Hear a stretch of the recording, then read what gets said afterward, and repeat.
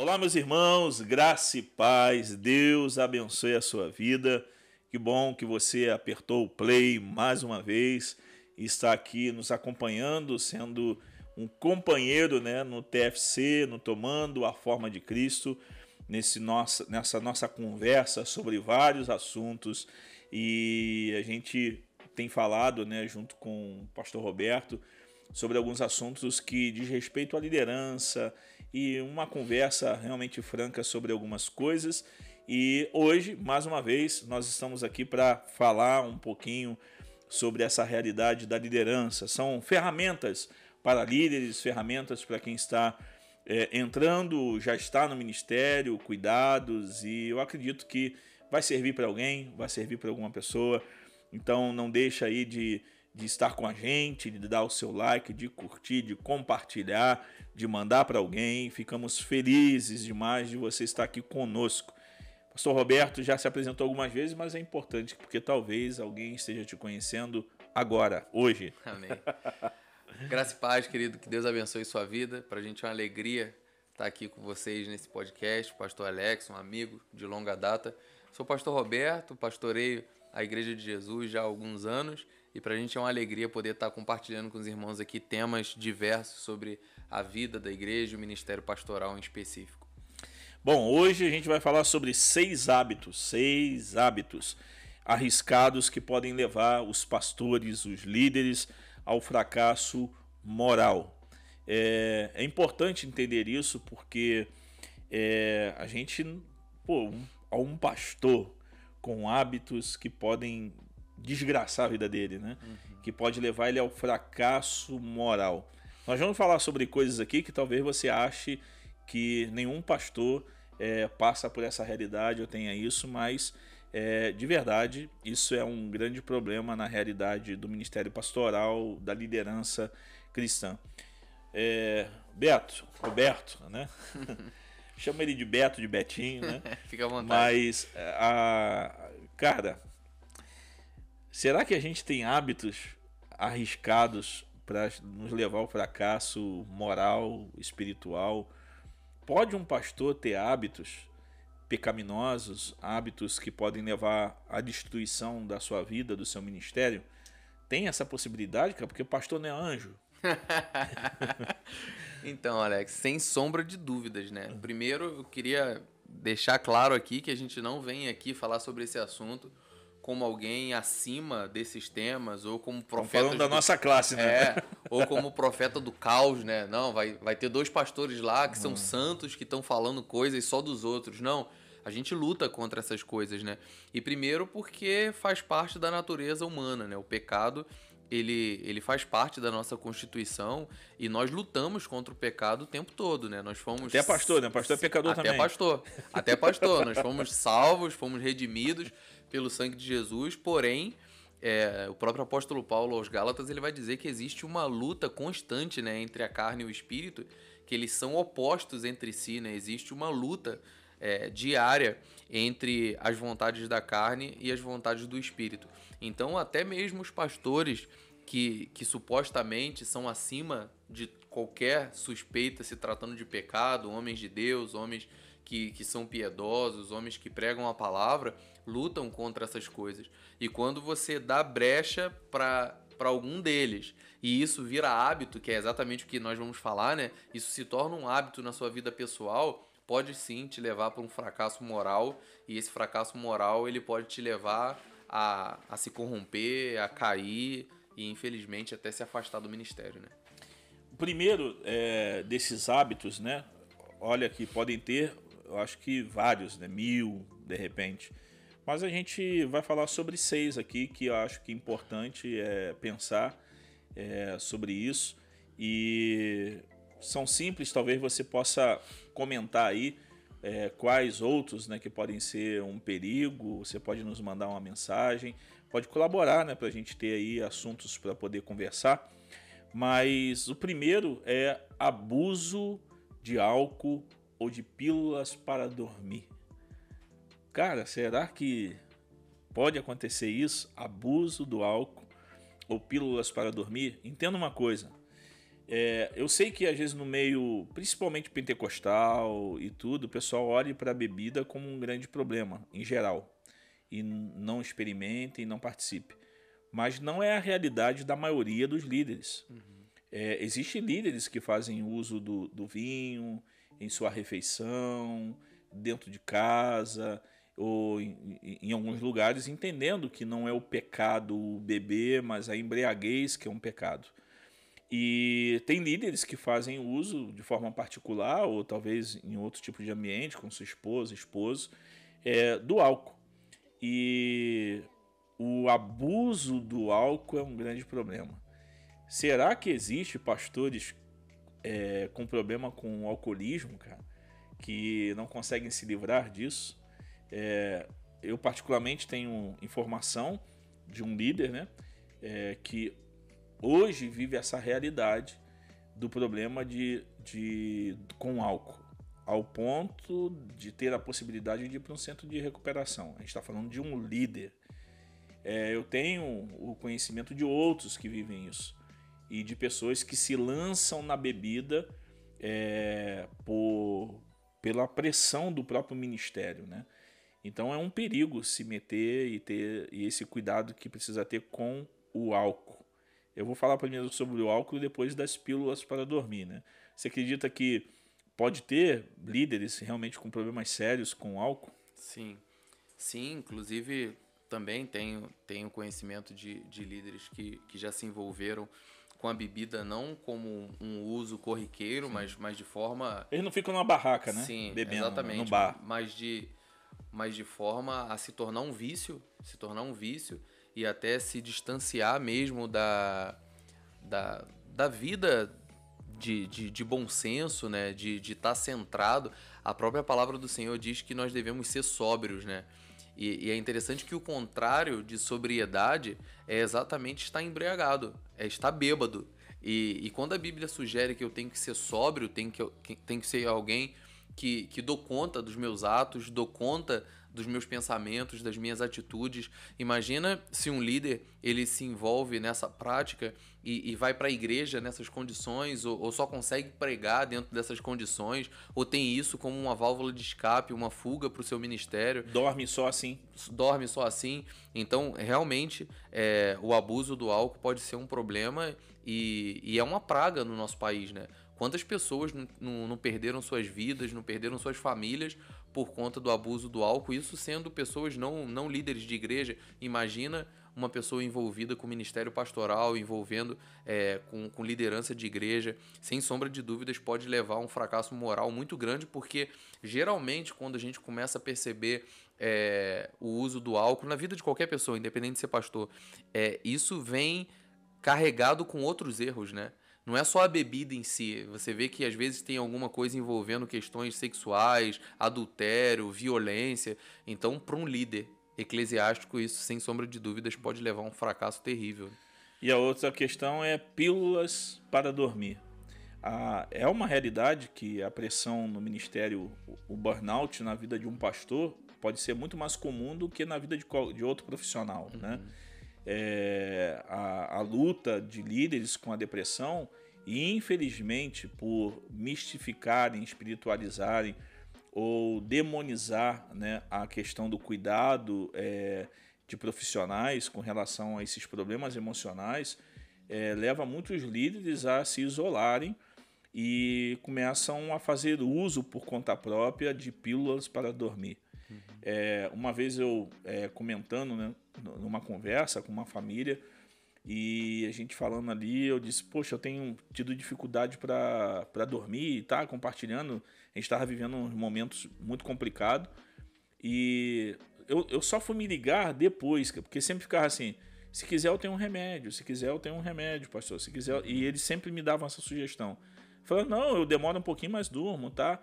Mas num dia caiu a ficha, e aí eu perguntei, você está me sugerindo que tipo de medicação? E ela, eu tomo um Rivotril. Toda a família tomava Rivotril. E eles queriam me dar. E eu olhei e falei assim, cara, isso é um problema. Você tem orientação médica para isso? Foi um profissional que te orientou? Não, é aí que a gente dorme rápido e tal, então tomava de tarde e de noite. E aí isso me fez pensar, porque depois, encontrando com líderes, eu via que alguns faziam uso de medicação não por orientação médica, né? A gente está... se alguém tem acompanhamento médico, se alguém está sendo medicado por um profissional, a gente não está falando disso. A gente está falando que líderes que se refugiam em remédios para dormir, para descansar, se sentirem menos estressado por conta própria. E às vezes isso é misturado com álcool, cara. Só que isso acontece o quê? Em casa, à noite, e eles se refugiam nisso para poder levar uma semana, uns dias e mais tranquilo, e acabam disfarçando algo e aí depois explode, né? No meio da pandemia nós tivemos um número muito grande de pastores que se mataram, de líderes que se mataram e talvez estavam vivendo essa realidade. Sim. Faz pouco menos de uma semana, né, nós tivemos numa conferência missionária e uma líder muito, muito respeitada no Brasil, se tratando de cuidado integral do missionário, ela compartilhou isso com a gente, né, sobre essa questão de que muitos pastores têm ido buscar esse tipo de ajuda, esse tipo de amparo psicológico, até psiquiátrico, por conta do álcool e também da questão desses remédios, né? Não se tem tanta notícia em relação à droga, né? A gente não tem notícias, pelo menos eu não tenho conhecimento de pastores que se envolveram no uso de droga assim mais explícito, mas a questão do álcool desses medicamentos ainda é muito, muito comum, né? E tem feito muito mal para essa liderança e para as pessoas que estão envolvidas com eles. Se alguém se envolve com isso, precisa de ajuda, Procure alguém, um amigo, né, e compartilhe. Segundo hábito, né? Vamos tentar pular e no final a gente traz uma palavra de orientação, mas um segundo hábito que é arriscado demais, muito perigoso, que pode levar líderes, pastores ao fracasso, é brincadeiras grosseiras, às vezes com as pessoas, ou sexualizadas com membros da sua equipe ou da igreja. Essas brincadeiras, às vezes grosseiras ou principalmente, né, sexualizadas, com conotações, duplo sentido. A gente vê muita gente que vai por esse caminho e se arrebenta. Eu tenho um preconceito, né, com relação a isso com líderes. Quando eu vejo um líder, tenho muita dificuldade mesmo, com muito carinho com o sexo oposto. E se é alguém próximo a mim, eu já falo logo. Falo, cara, minha querida, meu amor, Flor. Chama o nome pelo diminutivo. Eu já ouvi, né? Pô, como que você tá hoje? Você tá linda, hein? E às vezes tu não vê o cara fazendo isso com a esposa, né? Eu tenho muita dificuldade com ver líderes tratando com muito carinho, com muito afago, né, o sexo oposto, ou o carinho demais, às vezes até com o próprio sexo, né? E essas brincadeiras, seja grosseiras ou sexualizadas, é um perigo, é muito arriscado, né? Sim. Essa primeira parte aí da questão das brincadeiras grosseiras, né, a gente percebe que tem líderes que às vezes eles impõem o seu título, a sua posição para tratar outras pessoas, os seus liderados, de forma muito, muito rude, né? Muito grosseira mesmo. Não pede por favor, não pede obrigado, não respeita as pessoas. Às vezes as pessoas fazem coisas com maior boa intenção, de muito bom grado, e às vezes fala assim, não fez mais do que obrigação, né? Do que a sua obrigação. Mas até o que é obrigação tem que ser agradecido. Até o que é feito por obrigação tem que ser agradecido, tem que ser honrado, tem que ser respeitado. E dentro da questão das brincadeiras sexualizadas, eu também sou bem resistente em relação a isso, porque algumas coisas começam assim, né, Alex? Algumas coisas começam assim, com esse tipo de brincadeira. Às vezes uma brincadeira que pode ser feita sem nenhuma intenção, às vezes foi feita até dentro, realmente como uma brincadeira, mas você não sabe como a pessoa vai receber, né? Se a pessoa tá sensível, se a pessoa talvez já tá te olhando de outra intenção e você, por conta de uma brincadeira dessa, pode abrir uma brecha terrível e pode levar ao fracasso ministerial sem sombra de dúvidas, né? E o fato de ser um líder já é um problema, porque Claro. existe um abuso, porque todo líder, todo pastor, o mais feio que seja, né, pode ter a cara torta, que bateu de frente com um caminhão. A pessoa que está sendo liderada tem um olhar diferente, olha de forma diferente. Atrai, né? E eu posso abusar disso, Claro. né, sobre a vida de um liderado ou de alguém.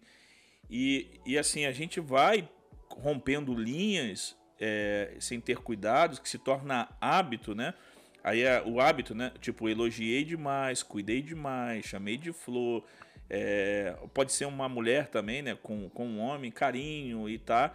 E aquilo vai tomando outras conotações. E esse hábito pode criar um grande problema para o futuro. E a gente sabe, eu acho que todo mundo, quando vai ver a queda de líderes, de pastores, na maioria das vezes começou desse jeito, com brincadeiras, com essa sutileza, e o coração se envolveu, a vida foi envolvida e depois não teve como voltar atrás. Até cair em si, né? Sim, sem dúvida. É algo que a gente precisa vigiar muito, né? Vigiar muito, porque eu percebo essa palavra sexualizada, né? O sexual, ou sensualidade, sexualidade tá em alta, né? A gente percebe que tudo, em alguma medida, tem essa conotação, né, Alex? Coisas até, às vezes até desenhos infantis. Eu tenho um filho de 4 anos que tem algumas coisas que você vê em programas infantis que você vê uma sutileza levando para esse lado, sabe? Da questão de despertar, né? namoro. Claro, nada muito extremo, mas alguma coisa voltada para esse tipo de pensamento, para essa inclinação. E a gente precisa realmente tomar muito cuidado quanto a isso, para que as nossas falas, as nossas brincadeiras, elas não tenham essa intenção, né? Então tenha cuidado, né, com esse hábito. O terceiro é passar muito tempo longe do cônjuge. Não precisa ser alguém que viaja, né, cara? Não precisa ser alguém que é um conferencista, alguém que fica, mas passar muito tempo longe do cônjuge, longe do coração, longe do peito, longe do contato, né? Longe da comunhão. E esse estar muito longe é muito perigoso. E com o celular, o smartphone, nós temos a tendência de estar do lado, mas estar longe. Longe do coração, longe dos pensamentos. E o cuidado de não passar muito tempo longe do cônjuge. Eu não me lembro, eu acho que, não sei se era Billy Graham, que sempre viajava com uma equipe, né? E sempre tinha um homem que estava acompanhando ele quando ele passava muito tempo longe da esposa, e ele sempre tinha alguém tomando conta da vida dele, né? E, bom, o homem terminou a carreira sem nenhum escândalo nessa área. E temos outros que arriscavam com isso e acabavam caindo. A gente tem... Hoje eu acho que a gente não precisa ter a preocupação de escandalizar pessoas com informação, porque tem gente que já faz isso sozinho, né? Principalmente nas redes sociais, hoje em dia já passa vergonha sozinho. Mas nós temos congressos grandes no Brasil, não sei se acontecem ainda e tudo, que no final, para fechar a conta, os donos, os gerentes dos hotéis, eles contam, né, de que até prostitutas eram levadas para dentro dos hotéis por conferencistas. Cara, isso é muito sério. E eu acredito que às vezes a distância, né, como é um hábito ruim, passar muito tempo longe do cônjuge, porque te deixa vulnerável e pode te levar à queda por questões simplesmente carnais. Não porque o cara amou, porque o cara quis, mas ele, por ficar longe, corre o risco de pecar e de ser atraído por uma outra pessoa. Né? Sim. Tá em alta um livro, né, que tem falado sobre a questão das 5 linguagens do amor, né? Eu fui ministrar numa igreja sobre encontro de casais. e pediram para eu ministrar baseado nesse tema, né? E é interessante que o autor ele propõe que cada pessoa tem uma forma de amar, né? Ela expressa o amor ou recebe o amor dentro de uma forma que ela se sente mais confortável, né? Aí tem palavras de afirmação, você gosta de ser elogiado, ou toque, pessoas que gostam mais de ser tocadas. E tem um que é tempo de qualidade. E eu e minha esposa nós fizemos o teste e o meu deu muito para esse lado, tanto do toque como o tempo de qualidade. Foi muito parelho os dois, né? E eu, depois que eu fiz esse teste, eu percebi o quanto isso é importante para mim. Eu estar perto da minha esposa, eu gosto de beijar, eu gosto de abraçar, eu gosto de estar junto. E o dela nem foi esses. Então eu percebo que ela não tem essa necessidade de demonstrar amor tocando, abraçando o tempo todo. Ela não é muito assim, ela é bem na dela. E eu gosto disso. Então é interessante você ter esse discernimento, o quanto é importante pra gente esse tempo de qualidade. Agora imagina para uma pessoa que tem isso como um ponto alto para você demonstrar amor, para você ter tempo de qualidade, você ficar muito tempo longe. Isso pode ser um problema. Isso pode ser um problema para você ficar muito tempo longe da sua esposa. Então a gente precisa vigiar, e é interessante esse tema que você tocou do Billy Graham. Tem um documentário dele que ele fala que durante o tempo de ministério dele, ele colocou isso como um princípio, né? Como um hábito, sempre estar com alguém. Quando estava próximo de mulheres, né? Na verdade, ele fala que ele fez um voto para nunca estar sozinho com outra mulher que não seja a esposa dele. Ele nunca ficou sozinho com outra mulher em nenhum ambiente que não fosse a esposa dele. Ele colocou isso como uma regra. Ah, é porque o cara ele tem fraqueza nessa área? Que seja. Pelo menos ele Mas vigiou, se cuidava. vigiou e não caiu. Então a gente precisa ter esse cuidado. Realmente é uma área que muitas pessoas têm caído, e como você disse, né, nem só o fato de estar longe fisicamente, mas dentro da própria casa, né, ter esse tempo de qualidade junto com os filhos, com o cônjuge, sair, passear, e isso vai alimentando a relação, o amor, e isso é muito importante, sobretudo para o pastor, né? É isso aí. Outro, né, que a gente precisa entender que é um hábito que a gente precisa ter cuidado é a fascinação pela, ou vou melhorar aqui, envolvimento pela pornografia. Cara, de verdade, cara, a gente tem tido um número muito alto de líderes envolvidos com pornografia.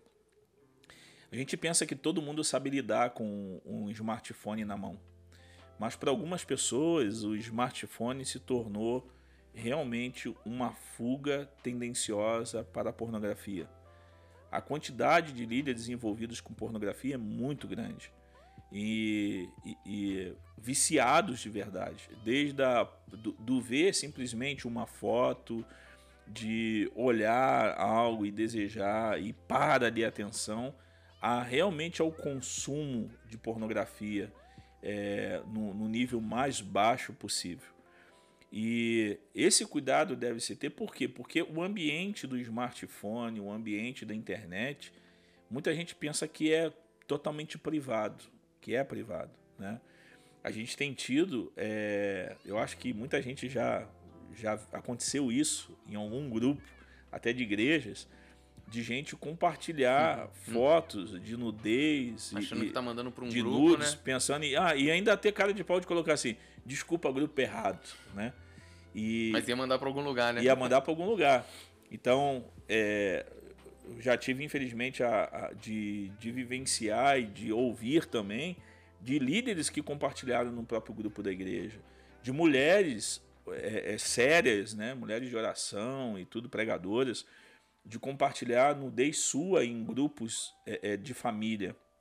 E falar, eu ia compartilhar para o meu marido, ou para isso, ou para aquilo. E a gente sabe que porque vai se envolvendo com o ver, o visualizar, até o começar a pegar contato, compartilhar e vendo isso. E tem acontecido muito também de líderes que começam a experimentar isso, cai na armadilha das redes sociais, de alguém que ele estava visualizando e vendo, chamar ele no privado, compartilhar conteúdo pornográfico, nudez e tudo isso, com isso e depois ser chantageado. O número é muito grande, cara, de gente nessas condições. E aí são chantageados por quê? Porque a pessoa descobre e sabe que é um líder, que é um pastor, que é alguém de influência, e aí é pedido dinheiro para que a pessoa fique calada. Parece até coisa de filme, né, cara? Mas é a realidade de hoje em dia. Então, um líder, um pastor, precisa ter cuidado com o hábito e que não se torne um hábito. Na verdade, que não se envolva, né? A gente fala um hábito, que não se envolva de forma nenhuma com pornografia, cara. E isso é seríssimo. Então, no segundo ponto que nós tratamos, né, que é a questão das brincadeiras sexualizadas, linka com isso, né? Porque você percebe que quem tem muito esse tipo de brincadeira, a própria palavra fala que onde está o teu tesouro, está teu coração, né? A boca fala que o coração está cheio. Quando você tem esse tipo de brincadeira, e é interessante que a gente percebe isso em algumas pessoas, né? Quando você percebe algumas pessoas que têm inclinação para esse tipo de brincadeira sexualizada, que o tempo todo tá levando as brincadeiras para esse lado, palavras de duplo sentido, brincadeiras de duplo sentido, é bem propenso estar envolvido dentro dessa área, né? E é uma coisa que tem matado muita gente, né? Tem paralisado muita gente. Certa vez eu vi um vídeo falando sobre esse tema e o autor, o pregador, né, o palestrante, ele estava falando que muitas pessoas que tinham muito talento, que poderiam chegar muito longe no reino de Deus, foram paralisadas por conta da pornografia, né? Que foram amarradas pela pornografia e não conseguiram se livrar e caíram, e morreram, e fracassaram, que é exatamente a proposta desse podcast, né? A gente falar de hábitos que podem fracassar seu ministério, de pessoas que tiveram a sua vida fracassada porque não se livraram disso, dessa prática, e sem sombra de dúvidas é algo que tem se tornado muito, muito comum. E como você citou a questão das redes sociais, né, da facilidade que se tem hoje, você tendo um celular na mão, claro, nós já fomos adolescentes, né? A gente já teve acesso à pornografia na nossa adolescência. Isso, todo adolescente, em alguma medida, já teve acesso à pornografia, mas a gente percebe que hoje isso está muito mais potencializado por conta da facilidade das redes sociais, da internet, e isso tem sido terrível, né? Tem sido muito terrível. É um perigo, e o que eu deixo de conselho é que se você que está ouvindo, está vendo, tá passando por isso, cara, não guarde, não tenha vergonha. Procure alguém, procure um líder, procure alguém para te ajudar. De confiança, né? Isso daí, de confiança. E realmente confesse, fale, diga, eu preciso de ajuda, né? Porque a gente precisa ter essa ciência, a gente não é imaturo, burro o suficiente para acreditar que isso vai ficar em oculto a vida inteira, cara. Uma vez me perguntaram, falaram, pastor, você não ora para Deus manifestar os pecados ocultos? Eu falei, não, cara, a Bíblia diz que não tem nada que se faça em oculto que um dia venha à luz. Então é uma questão de tempo. Agora, quem entende, quem compreende que está no erro, confessa e deseja abandonar e sabe que precisa de ajuda externa para poder largar aquilo, abandonar aquilo, o próprio Deus, por misericórdia e graça, não vai deixar que ele seja exposto para a vergonha. Mas quem pensa que vai se manter em oculto o resto da vida é uma questão de tempo, cara. O adultério, o vício, a pornografia, qualquer coisa que a gente faça as ocultas é uma questão de tempo para que isso se manifeste, para que outras pessoas vejam, para que nos entregue e para que isso seja uma vergonha pública para nós e para o evangelho e para a igreja. Então a melhor coisa, e se você está escutando isso, procure ajuda. Nos colocamos à disposição. Se você entender que a gente pode ajudar, nos procure. Nós temos eu conheço pessoas que trabalham especificamente cooperando para que pessoas se livrem realmente da pornografia e de tudo isso, e a gente pode te encaminhar, porque são pessoas que podem cooperar e nós também podemos ajudar de alguma forma. Não, e só uma consideração, Alex, não sou especialista na área da psicologia, mas eu já ouvi comentários de que a pornografia ela atua de forma diferente de outros vícios, né? Como a bebida ou a droga, ela tem um mecanismo diferente, de forma que a pessoa ela fica mais presa Não sei se é pela questão visual, alguma coisa que envolve, porque as bebidas, as drogas geralmente têm questões químicas envolvendo. A pornografia não tem nada de químico, né? Não tem nada que você injete que te deixe alucinado, mas tem a questão do prazer, tem a questão de você tá satisfazendo uma vontade primária ali que você tem, que você vai querer se satisfazer até chegar ao ponto de um adultério físico mesmo, né? Então, a forma que ela atua no cérebro do praticante, do viciado, é uma forma que vai te prendendo. E se você não souber vencer, você pode ficar preso anos e anos e não se livrar, né? Grite, salva-me, Senhor, tenha misericórdia da minha vida. Quinta coisa que a gente vê, né, o hábito, né, arriscado, decisões realmente estúpidas. E é interessante colocar desse jeito, porque nós temos a tendência de pensar que nós sabemos de verdade todas as coisas boas para a igreja, para o ministério, e de que nossas decisões sempre são as corretas. E isso é muito perigoso, porque a gente vai tomando decisões. Eu acho que quando você vai tomando decisões estúpidas é porque a gente não para ouvir mais ninguém. E também não ouve os contrários. E a gente talvez não tenha uma equipe que possa analisar aquela decisão e nos ajudar a tomar uma decisão correta. Mas quantas vezes não tomamos decisões estúpidas, erradas, e complicamos a vida inteira ou a família inteira por causa de decisões erradas? E todos nós tomamos decisões erradas, mas Deus pode nos dar sabedoria para tomar decisões corretas, né? Você poderia talvez dizer assim, uma decisão estúpida que um líder pode tomar e que pode trazer danos, né, à vida dele, à igreja, ao ministério dele, né? Sim, eu tenho percebido, Alex, que assim, a gente fala muito sobre líderes centralizadores, né? Líderes que tudo tem que passar por ele, ou que ele tem que fazer tudo. E eu tenho visto o quanto a igreja tem sofrido com esse tipo de liderança. E não deixa de ser um hábito e uma atitude estúpida, né? Às vezes, quando você acha que só o jeito que você faz que é o correto, só a decisão que é correta, você não ouve o outro lado, não considera, não pondera o que o outro está falando, talvez até contra a tua vontade. Mas talvez o outro quer participar, quer se envolver das coisas da igreja e o líder sempre tendo o seu posicionamento. Talvez vai linkar um pouco com o sexto ponto, né? Que é a questão de você ser esse meio que chefe, né? Alguém que sempre quer mandar, sempre quer ter a última palavra. E isso tem sido um grande problema para as igrejas, quando o líder ele acha que tudo tem que passar por ele, tem que ser do jeito dele e às vezes isso traz sérios problemas, né? A sexta coisa, o sexto hábito ninguém pode questionar as decisões do chefe, né? Daquele que manda. Cara, isso é muito sério. Eu me obriguei, né? Eu acho que eu vi que eu era tendencioso talvez a tomar decisão pelos outros.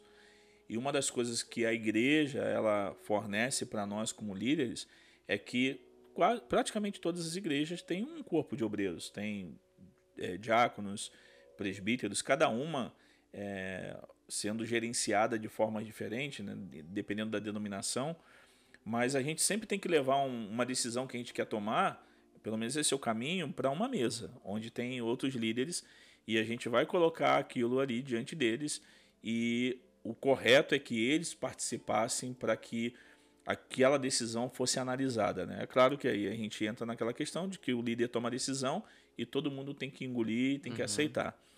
Mas quando a gente faz isso, a gente tem às vezes alguém que está olhando diferente da gente. E eu costumo brincar, né, que eu preciso de pessoas me ajudando a tomar decisões porque eu tenho muitas ideias de jirico. E por ter muitas ideias de jirico, algumas vão ser levadas para a mesa e outras falam assim, cara, de onde tu tirou isso, né? Isso daí é errado, isso não vai te levar a lugar nenhum. E a gente, se formos orgulhosos, a nossa tendência é isso que eu levar quero pra frente. E isso vai ser feito. Eu não estou dizendo que tem hora que realmente o líder tem uma visão, tem uma decisão em que às vezes muitos não vão entender. E é onde entra aquela questão do vocês confiam em mim, vocês confiam na minha liderança, podem me acompanhar nisso, e às vezes as pessoas vão fazer por você, mesmo não concordando totalmente. Mas também isso não pode ser sempre, né? Uhum. Sempre eu vou ter uma revelação do outro mundo e que todo mundo tem que seguir.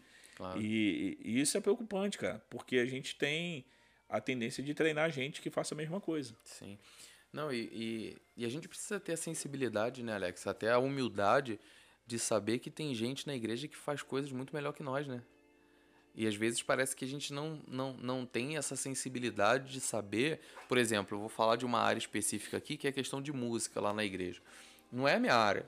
Não toco nenhum instrumento, não canto, entendo pouquíssimo dessa parte de som, de mesa de som, de cabo. E por que eu vou me meter aí?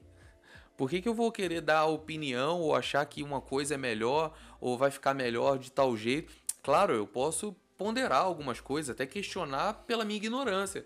Falar assim, por que tal coisa tá aí? Por que esses fios estão aí? Eles vão me explicar e eu vou entender do jeito que eles estão explicando. A grande questão é que, às vezes, tô dando um exemplo aleatório aqui da questão do som, mas tem outras coisas na área da igreja, na vida da igreja, que às vezes a gente acha que sabe, né? E às vezes não sabe. Às vezes não sabe, às vezes não é a nossa área de competência e a gente quer colocar a mão pelo simples fato de ser o pastor presidente da igreja, o líder maior da igreja. E eu acho que e isso é um hábito que tem levado muitos líderes ao fracasso, né? Centralizar tudo nele, achar que sempre ele tem que tomar as decisões importantes da igreja e de fato algumas coisas têm que passar sim por esse líder, porém, às vezes a decisão final pode ser uma que não foi ele que teve a ideia, né? E ele tem ter que dizer que nós decidimos desse jeito. Sim. E mesmo tendo em uma reunião a sua decisão vetada dá o crédito pro e a outro. decisão ser outra, nós, como líderes da igreja, tomamos essa decisão. Sim.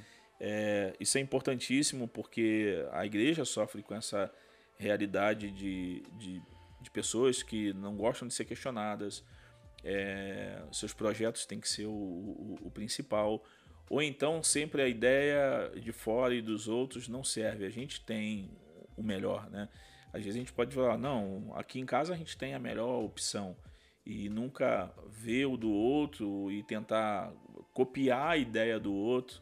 E vamos fazer igual porque ele fez de forma correta. Isso é um grande problema. Bom, esses são alguns hábitos, né, que a gente está trazendo aqui. Poderíamos numerar um monte. E talvez fazer um questionário e trazer um monte aqui, mas seria um conteúdo muito amplo. A gente está passando por cima sobre esses também, mas o que eu quero colocar é isso, né? Se você está preso em alguma dessas questões, procure ajuda, cara. Tem um mentor, ande perto de alguém, tem amigos para você confessar, abrir o seu coração. Eu tenho pessoas que eu posso dizer para eles, eu quero tacar fogo no mundo, e que eles vão pegar isso que eu disse e vão entender, cara, ele está aborrecido. Ou então, vou dizer assim, eu quero matar fulano, e eles vão entender, falar assim, ele está com raiva dele, né? Uhum. E não vão pegar tudo que eu digo ao pé da letra, mas vão entender que eu tô querendo que me ouçam, que me escutem. E hoje, se eu precisasse confessar alguma coisa, eu sei que eu tenho pessoas que eu poderia ir até elas e falar assim, cara, eu preciso de ajuda porque estou tendo dificuldade nessa área. E infelizmente tem muitos líderes, principalmente pastores, que não têm amigos, não têm colegas, não têm companheiros, não têm alguém que eles possam se expor diante dele, se desnudar diante deles e falar assim, cara, esse sou eu. A igreja conhece uma outra pessoa, mas esse aqui sou eu. E eu quero falar, abrir o meu coração, quero confiar informações que não podem ser passadas para outras pessoas, né? Se não temos isso, a gente precisa procurar, cara. E como que é importante, né? A gente brinca, mas a gente tem, tanto você quanto eu, a gente tem pessoas que a gente pode fazer isso, né? Cara, e como que é bom saber que... Até entre nós. Até entre a gente, né? Eu nem tô falando a gente para não... Mas de saber assim, cara, se eu cair, eu sei para onde correr, cara. Eu sei para onde correr. E a gente tem gente tomando conta da nossa vida, né? Se eu ô Beto, chega aí, cara, tá vacilando aí, cara. E tem líderes que não tem isso. Não tem. Aqui a gente não falou sobre isso, mas talvez eu pensando aqui, eu lembrei da questão dos jogos, né?